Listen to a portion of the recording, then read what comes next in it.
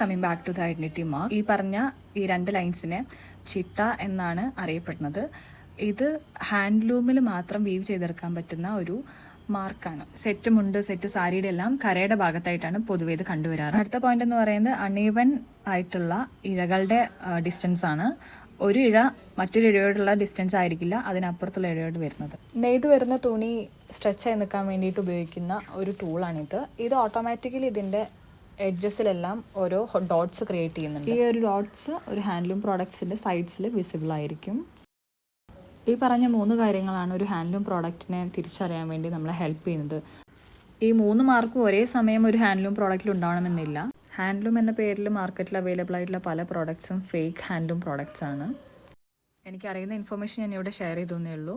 If you find it useful, share it and let me know if any other marks are there. Thank you for watching.